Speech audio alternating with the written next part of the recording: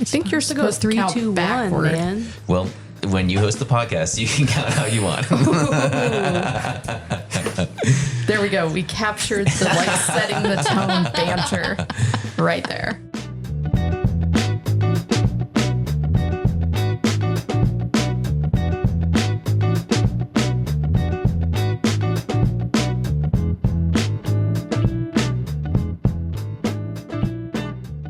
Piper, take it away. Yeah.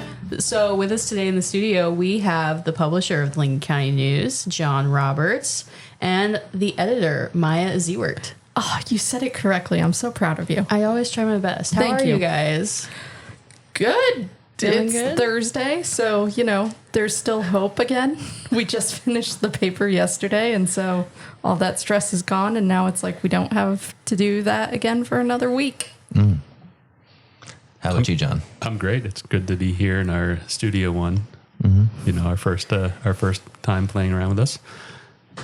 Beautiful. Yeah, so part of the reason why we have you in here today is we want to know how we got here. Why does the Lincoln County News have a podcast? And where did this idea start percolating? And this question is for either John or Maia. So one of the things that we're focusing on is trying to prepare for the future, right? So one of the ways we're trying to do that is trying to find different ways to connect with our readers and the people that live in Lincoln County with us and that love this area. So we thought there's no one more knowledgeable about the inner workings of Lincoln County than the Lincoln County News. And sometimes there's more to the story than just is able to make it into the paper. So that's one of the purposes of this podcast, is to try to talk to the reporters, talk to the people in the field, and try to get some extra tidbits on things that they found interesting or items that might not have made it into the printed copy. Mm. And we were able to kind of pursue this route through a collaborative that the Lincoln County News is a part of, which is the Maine Independent Newspaper Coalition, which we joined with BDN, Penobscot Bay Pilot, yes, Weekly Packet, a couple other newspapers to just kind of promote and help independent newspapers help each other. Mm. And so through that, we were able to get a grant that allowed us to create this lovely setup. And now it's on the reporters to make something then happen with it. That's really exciting. And it's really cool to be working somewhere where we're so focused on the present and cataloging what has happened in the past that we're also working towards the future. And so that's something I wanted to speak to, as well as what are the goals for the podcast. We were talking about evolving, and what does that look like? I think the future for the podcast kind of depend on how we develop it and where we hear back from people that listen to it on items that they found interesting or not. So I think one of the favorite pieces that we have in the paper for me is the characters of the county, because that is quintessential what sets Lincoln County apart from pretty much everyone else, as far as the people that lived in this area and telling their stories, capturing them for people to read now and also for the historic record. So from conducting a lot of these interviews, John, that there's a lot of extra pieces that might not make it through. Like what was the weather like? Was it really hard to hear them because there was boats going by or motorcycles or different things that might make it add a little bit more depth to it that didn't make it into the paper. And so there's many other things like that we can explore that we've talked about adding on. So those are the different stories that will set us apart, make us unique. And anyone can cover stuff at the state. Mm-hmm. We're not set up to do that. We're set up to cover Lincoln County and the residents and the visitors. So the goal is then that this podcast, it's not going to replace the paper. That is correct. That is correct. Just so our listeners know, yes, this is not going to take the place of our printed news and our online. I want to add another goal onto that because I agree characters of the county is one of the best things we do. I also want this to be an opportunity for the community to also understand more the inner workings of what we do here. You know, on the business side of things, we have the whole Lincoln County Publishing Company, which I will still meet people who have no idea what we do, which is exciting. But also, like, we have staff meetings every Wednesday after the paper prints where all of editorial gets together and talks about what's upcoming for the week and whatnot. But it's also a time in which we talk about what happened in the past week. It's a fun sort of debrief therapy session of sorts at times. And as John said, like, you know, giving the tidbits of like what else was going on with the character interview. It's also like what else was going on in the community and that sort of stuff. And personally, my goal for this is to not swear. It's a good goal.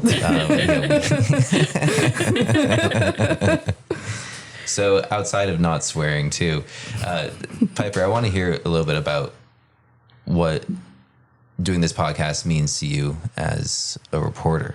We've heard from our editor and the publisher. I'd like to hear a little bit about that perspective from a reporter. Yeah, I mean, like these guys have said, it's an opportunity for us to dive a little deeper into what we do every day and every week. And I think that this will be a really exciting opportunity for community members to get to know us and our work a little better. And also, it's just a really interesting, new, and vibrant way to let our creativity shine. So I'm really excited to see what we can do with this. Yeah, absolutely. Do we know where we're going to put the podcast on Spotify, Apple Music? Our website? Everywhere you can get your podcasts. Sweet. That's what I said when Tyler asked, so. Yeah, I think we're going to build it to where we can access as many people as possible and where they want to see us. That was one of the reasons we did the survey that's concluding, you know, kind of right now, is where do people want to read about Lincoln County? Where do they want to engage with us? So I think depending on the answer to that will be, you know, kind of where this goes. And what are your goals, Johnathan? Good yeah, flip. Johnathan. For what you want to see out of this podcast. So for our new listening audience, to give a little bit of background that might not be covered in the intro, we've kind of tasked the reporting staff to take ownership of where they want to see this podcast go. So yeah, it's a great question. I think that my vision for the podcast is similar to what you had mentioned earlier in the podcast, John, was that this is an opportunity to create a particular kind of depth for our coverage. One of the, you know, what makes Lincoln County is the people of Lincoln County, and being able to sit and speak with them in interviews and being able to sit with the reporters and get their perspectives on different elements that took place while covering the story will help us fill out our news coverage in a way that will add a really, I think, incredibly human element, but incredibly Lincoln County human element to it. And so I'm excited to see how we can create that depth and what that'll look like. So, I mean, this is episode 1, and we'll see what happens by, you know, episode 50, how, you know, maybe our voices will all be raspy from speaking too much on the microphone, or Yeah, right. we're just Listen. laughing. And, you know, so that's another goal, you know, inviting community members in and maybe doing some interviews during the podcast. That is something that's exciting to me. And then, you know, speaking with people who are more knowledgeable than ourselves about subjects and creating depth like that is really cool. And I know that I listen to podcasts a lot when I'm driving, when I'm going somewhere, and who better to hear from than the people in your hometown and beyond. So it's a unique perspective that I think we bring not just to the page, but now to the airwaves.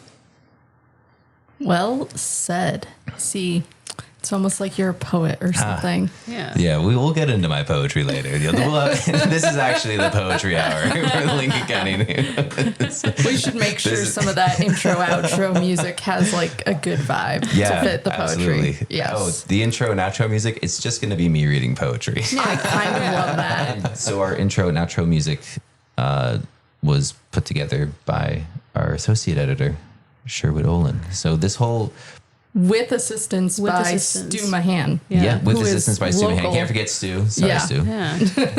in his studio that's right here in Damascata. So, Yeah. you know, local musicians recording in a local studio and being on a local podcast, I think kind of comes full picture to one of the things we're trying to accomplish.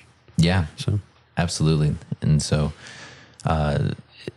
in the future, we will be putting together schedules to sit down with people that are, we like to call it evergreen stories, stories that aren't necessarily time sensitive, where we are able to, the characters of the county is a great example of an evergreen story. That story last week will be just as pertinent as next week.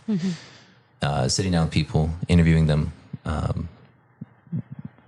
like that will be fabulous. We'll be looking forward to segments where we dive into particular topics, and it's a exciting opportunity. And I think that we're all excited here at the Lincoln County News to have our listeners and our readers, and let us know what you want to hear on the podcast. If anyone has any ideas for us, you can email us at info@lcnme.com.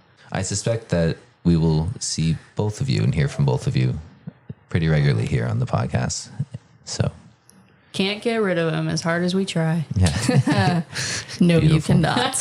yeah, I think we'll be ready to probably present the findings of the reader survey. Oh yeah, I'm excited. Heck yeah. I'm And excited maybe to hear about answer that. some of the questions that are on there. Yeah. So, kind of as a intro to that, there was several comments about the price of the paper and being unhappy about how the online only version costs more than the in-county version. So, it's a question that comes up quite frequently. I have heard the answer 17,000 times myself, so I'm looking forward to John explaining it. Cool. Well, thank you guys for stopping in. We'll see you downstairs. Yeah. In the office. Get back to work. This isn't work. Come on.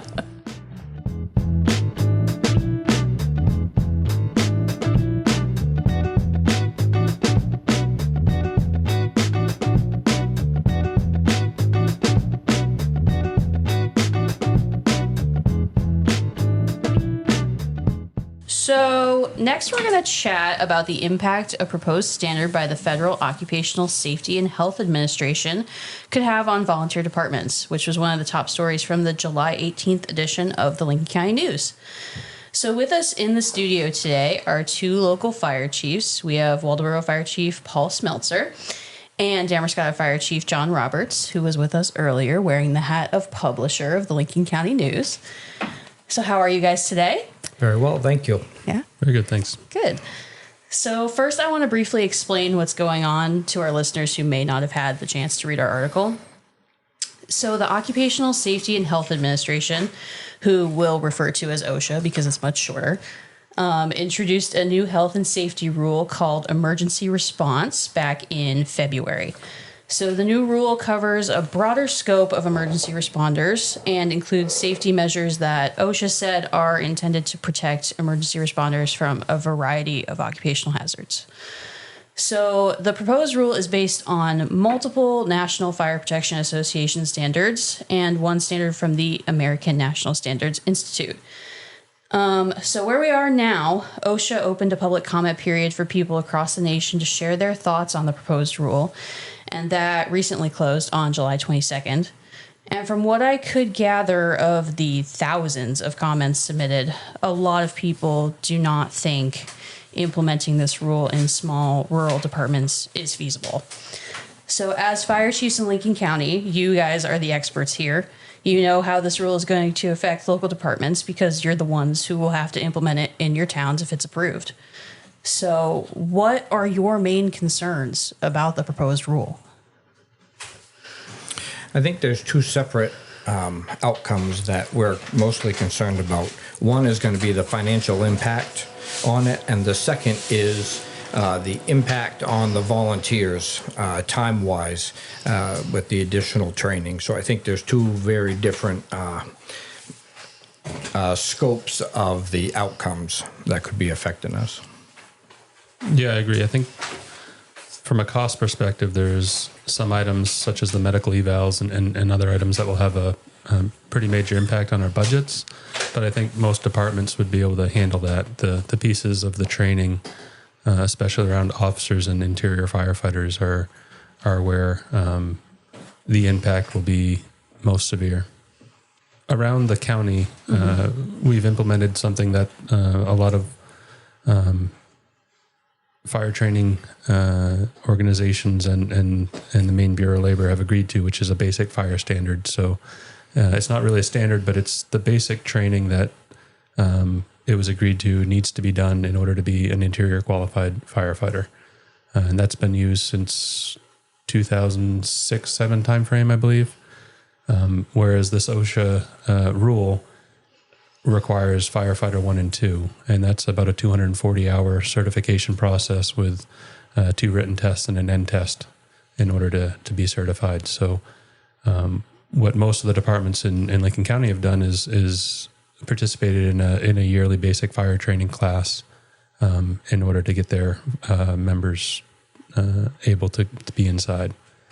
And so those certifications that have been issued would not be valid under the new rule. So, and it's very significant between the basic fire school and the fire 1 and 2.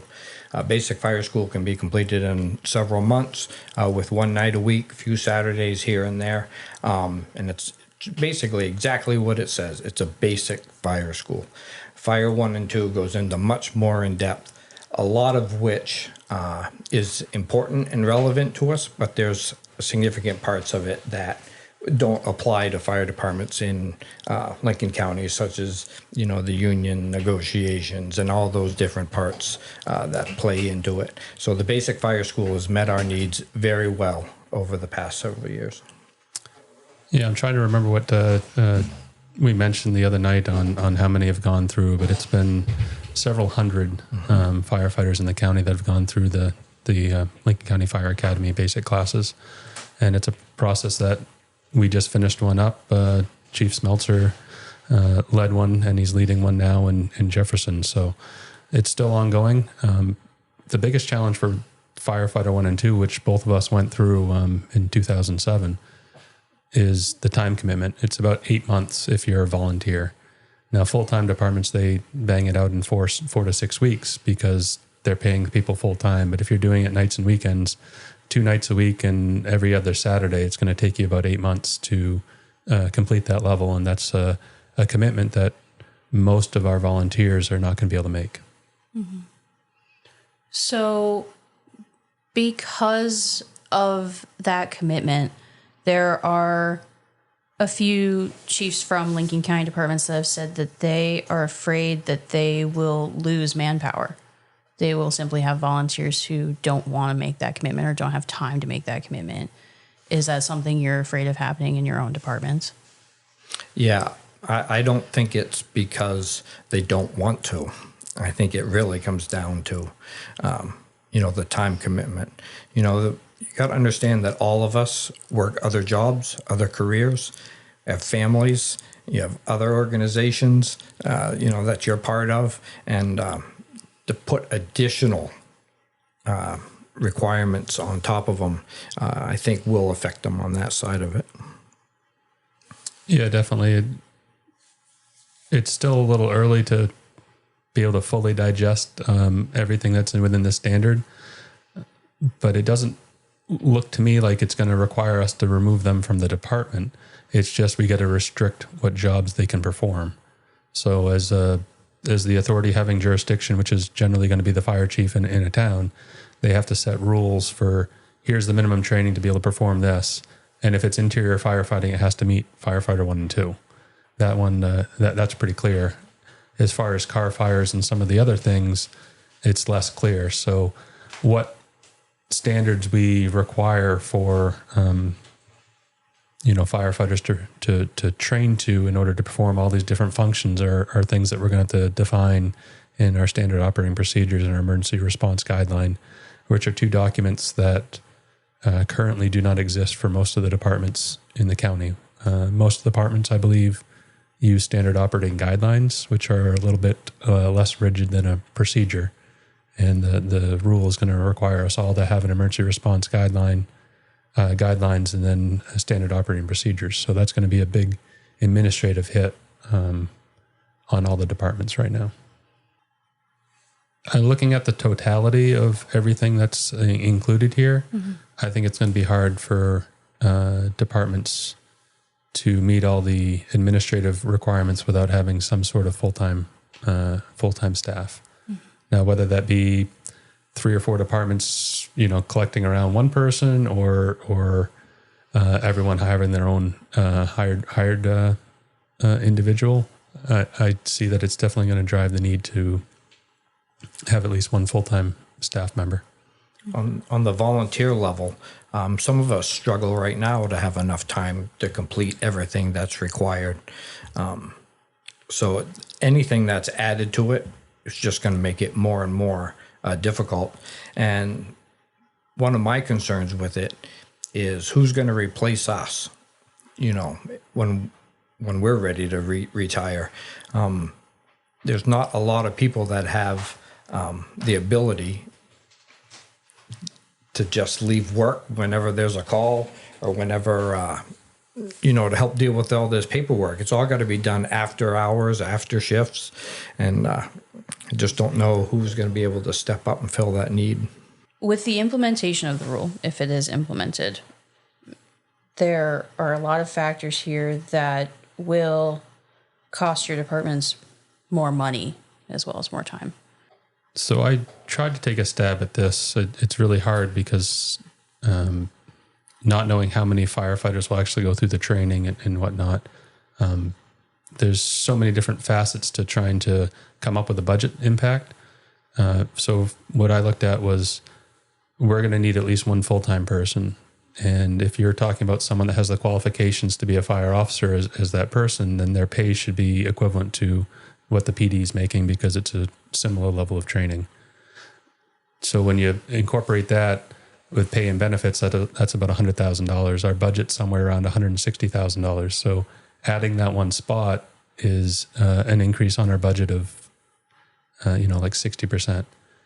And then if you're paying that person, say, $30 an hour or $32 an hour, how can you motivate the volunteers to come and spend and get paid $18 an hour? That's not really fair. Now, we're not in here. We're not doing firefighting for the money. But when you start establishing different levels of responsibilities and people, and you call this person in who's full-time for a call at midnight, and now they're making time and a half, and then have someone else who has to meet the same qualifications on paper that's making $18 an hour, that's not really fair. So when you start involving that impact to the budget of an increase in pay for everyone, and then the extra training, I don't have the numbers in front of me, but it was going to about triple our budget over the next 2 years to satisfy what we know are the requirements right now. And some of that is the medical evaluations. We've talked to a medical professional who indicated it's going to be about $2,000 per person to do the evaluation that's required Annually. Now, the first year is going to be a little higher because the chest x-rays and some of the other things aren't required every year, but you've got a budget for what that impact is. You have to budget for making sure that it has to be at no cost to the employee, so you can't rely on them having insurance. Some of them might have good insurance. Some of them might have, high deductibles. So if this is the first thing they're doing for the year, then the town has to absorb that entire cost regardless of whether it's covered. So, if we were to keep the same level of firefighting capability that we have right now, we'd have to have about 20 people go through that test. So that's $40,000. And again, our budget's 160. So that's an increase of 25% for that one item. And the additional costs that are associated is going to involve equipment. And that's going to be a huge impact. The proposed rule change is to turn the recommendation of the manufacturers into a rule, which is our turnout gear. Currently, they recommend a 10-year life on it.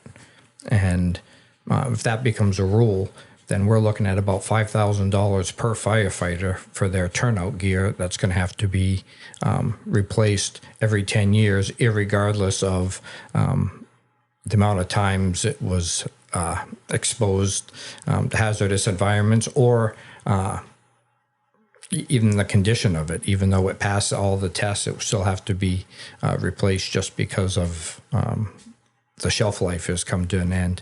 And same thing with apparatus. We average close to 40 years on our current fire trucks. They change this. It could be half of that. It could be 25 years. The costs of trucks are upward of $1 million as of this year. And so to replace those trucks twice as often now as we used to is going to be a significant impact on the taxpayers. And that's some of the things that aren't clear in the rules is what they published in the Federal Register is about 250 pages. And most of that is an explanation of the need for change and some ways to be able to look at each paragraph of the rule. So up in there, they say that they don't have a desire to enforce the 10-year rule that is required by the NFPA standards that they're incorporating by reference. And same thing with the fire trucks, that they don't have the intention to force a truck to be retired from age just if it has a safety-related deficiency, it needs to be removed from service. So that's all fine and good. But then when you go down and actually read the standard or the rule and the NFPA standards that are incorporated, it's a shell statement. So those are some of the questions that some of us have had is where's the requirements trace there? Because it says up in the guidelines that they don't intend on enforcing that. But then when you actually get into the requirements that an inspector is going to use, it's listed pretty clearly. And right now it's about 3 years to be able to get a truck if we ordered it. And now when you talk about every department in the country or every department that's left in the country ordering fire trucks, it's going to push that out further, and there'll be no way to be in compliance with that for at least a decade if it isn't enforced. There's just not a manufacturing base to support it, and it would be foolhardy to think that there's going to be a bunch of people that can start making fire trucks that aren't going to fall apart on the users overnight. We're talking about all these things within this rule, and they included an implementation timeline where it was like after 2 months you should be in compliance with this, after this many months you should be in compliance with this, and it ended at about 2 years. So at the 2-year mark you should be in compliance with all the provisions in the rule. Do you think that is feasible? I think that's one of our biggest concerns is the implementation time frame that's put out. Most of us have town meetings annually. Our budgets are placed annually. There's a lot of thought and planning that goes into it. And this could be, if it's 2 years, there's going to be a significant initial impact onto the taxpayers with it. If the time frame was stretched out longer, you could do more planning. You could do it gradually. So it's we're holding our breath to see what the implementation time frame will be. Yeah, especially if they really roll this out in the amount of time. The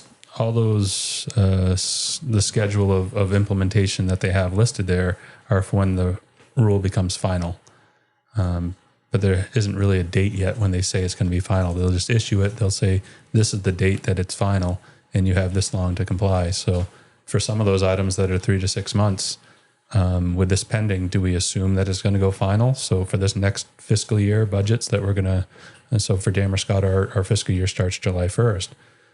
So there's a high likelihood if this rule gets finalized as written, that our next budget cycle is going to be when we need to start implementing this. So do we need to start preparing for this in January when we have to present our next budget? That's a big unknown. And the next threshold date is going to be November 12th, and that's when the public hearing portion of it actually begins. So how long that process takes is going to, determine when they get to the next step of actually deciding how much of this rule they're going to implement. And I'm never one for like Chicken Little type stuff. The sky is falling here, or try to scare people. But if this rule is finalized as it was proposed, the rural fire service will not look the same in 2 or 3 years from whenever this is implemented. There will be departments that are not able to meet the new requirements, or the department might still exist, but they'll have no interior firefighters, or they'll have no leadership. The amount of requirements that are going to be, or training requirements that are going to be put on to be an officer of a department is substantial. And again, for those of us that have other full-time jobs, it's going to be rather difficult to achieve. So I don't know what it's going to look like, but I know that there will not be the same number of departments in our county as there are now if this rule gets finalized as proposed. So if you could change it, what would you change about this rule that could make it a bit easier for rural departments to digest?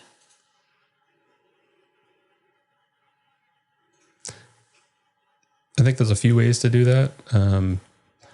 First is, I believe there should be a recognition of people who have been firefighting for a number of years, that they don't have to go through the firefighter 1 and 2 in order to stay interior qualified. What that length of experience is, I think could be up, but certainly someone that's been doing it for 5 or 10 years and has documented that they've been an interior firefighter for that length of time, I think it's unreasonable to pull that certification or that qualification from them and tell them that no, you can't do that anymore. The other is the implementation timeline, because even if all of our firefighters in Damerscott, I'm sure it's the same for Waldoboro and a lot of other departments, even if you had all the firefighters say, yes, I will go through a firefighter 1 and 2 program, pushing that through within 2 years is not going to happen. And the other piece is, they say we have that length of time to meet the training requirements. So what do we do in that time period where we're fighting interior structure firefighters? Are they just going to ignore the fact that they don't have the training? So that's where it's kind of hard. Do we just say, okay, for the next 2 years, we can do whatever we want as far as what we've been doing all along, or do we need to meet that for the interior firefighters right off, and then you have 2 years to train them up? So I think I lost the question a little bit there, Piper, but. And the same thing goes with the experience of the officers. And another thing is if there could be some sort of testing to find out the value that's left of the current equipment that's being used in the apparatus. Like I said before, new apparatus is going to be between $500,000 and $1 million for a standard fire truck. And that's going to be a huge impact onto some communities when the apparatus that they're using passes their state inspection, passes their pump testing, passes everything. So as long as those current safety standards are met, I'd like them to be able to continue using those apparatus and that equipment that still is passing safety qualifications. Yeah, and I think there really needs to be some sort of bridge program if you're really going to implement the firefighter 1 and 2. I'd prefer to see something like Bureau of Labor has agreed to with in this state, where we haven't agreed to, here's the minimum requirements that we feel a rural firefighter needs to meet in order to be interior certified. And so those are the type of thing that has to be accounted for, because not everyone is in this as a full-time job. In fact, most of the firefighters in the country are volunteers like ourselves. So, in addition to the basic firefighter program and classes that people have taken, all firefighters are training monthly. So I mean, it's not like they do this one and done. They're training together as a department every month, so they're continuing to learn. They're continuing to keep up on, current standards. So all of that should be taken into effect as well. Yeah. So I feel like we could go on and on about this whole thing, but is there anything that we haven't discussed yet that you feel people really need to know about this proposed rule? We just finished up with the comment period, and a lot of fire departments and fire service organizations across the country have responded to this.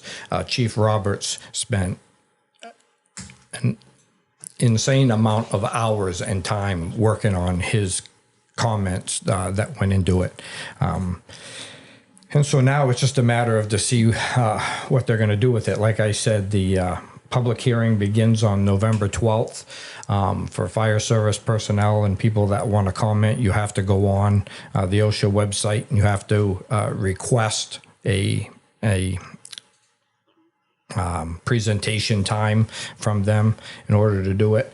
But I feel that the most important thing that we can do right now at this time is that everyone, including citizens of the public, firefighters, town administrators, everyone needs to contact our congressional delegation. If you're in the 1st District, get a hold of Congresswoman Pingree. 2nd District is Jared Golden, our 2 senators. You can get all their contact information right online, email addresses, mailing addresses, phone numbers. You can get all of that. I've said all along from the beginning that I truly hope that our congressional leaders are not going to let their constituents be without fire protection. And Jared Golden, he's in a different district, but he stepped up and he got a letter off to OSHA. And I believe last I heard, he had more than 40 of his colleagues that signed along with him on it. So he's very well aware of it. We need to make sure that the rest of them are too, so that we can try to keep this change reasonable and able for us to continue to operate. Thank you guys for coming in today, for talking with me about this. When I wrote the article, there were just so many things to talk about, but I probably could have written an entire book about it. So, and I do want to encourage everyone to contact our legislators and put in their comments.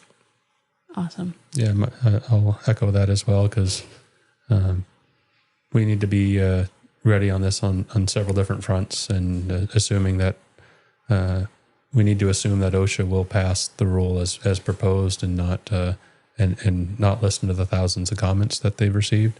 And in which case, we really need the legislative body to step forward and tell them, we're the ones authorized to make law, not government agencies, and to enact a law that both brings us up to a modern standard, but also doesn't cripple us with requirements that aren't going to be able to be met by a volunteer service. Awesome. Thank you guys. Really appreciate it. Thank you. Thank you.